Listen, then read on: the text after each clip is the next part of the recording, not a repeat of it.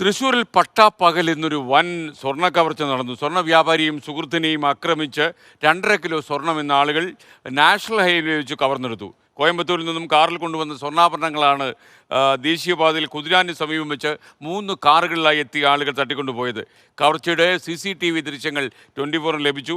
ഒരുപക്ഷെ നമ്മൾ ഞെട്ടിപ്പോയ ഒരു സംഭവമാണ് ഇന്ന് ഉണ്ടായത്. സ്വർണ്ണക്കടത്ത് സംഘമെത്തിയ കാറിൻ്റെ നമ്പറുകൾ നല്ല തെളിവിൽ കാണാമായിരുന്നു. അപ്പോൾ ഞാൻ പറഞ്ഞു, ഈ നമ്പർ നോക്കി പിടിച്ചൂടെ എന്ന് ചോദിക്കുന്നു. പിന്നീടാണ് അറിയുന്നത് കാറിൻ്റെ നമ്പറും വ്യാജമായിരുന്നു. പക്ഷേ ആളുകളെ നല്ലതുപോലെ തിരിച്ചറിയാമായിരുന്നു. അവരെ എത്രയും പെട്ടെന്ന് നമ്മൾ പൊക്കി നമ്മൾ പൂജപ്പുരയിലിടണം. കോയമ്പത്തൂരിൽ നിർമ്മിച്ച സ്വർണ്ണാഭരണങ്ങളുമായി തൃശ്ശൂരിലേക്ക് യാത്ര ചെയ്യുകയായിരുന്നു വ്യാപാരിയും സുഹൃത്തും.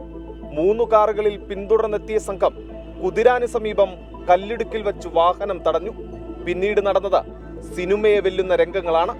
ആൾത്തിരക്കുള്ള ദേശീയപാതയിൽ നട്ടുച്ചയ്ക്കാണ് ഈ സംഭവങ്ങൾ അരങ്ങേറിയതെന്നതാണ് ആരെയും ഞെട്ടിപ്പിക്കുന്നത്.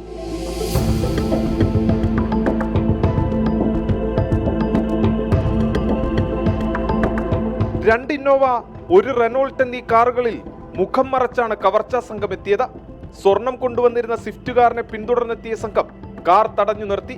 ശേഷം കാറിലുണ്ടായിരുന്ന സ്വർണ്ണ വ്യാപാരി തൃശൂർ കിഴക്കേക്കോട്ട സ്വദേശി അരുൺ സന്നിയെയും സുഹൃത്ത് പോട്ട സ്വദേശി റോജി തോമസിനെയും കത്തിയും കൈക്കോടാലിയും കാട്ടി ഭീഷണിപ്പെടുത്തുകയും ചുറ്റിക കൊണ്ട് ആക്രമിക്കുകയുമായിരുന്നു.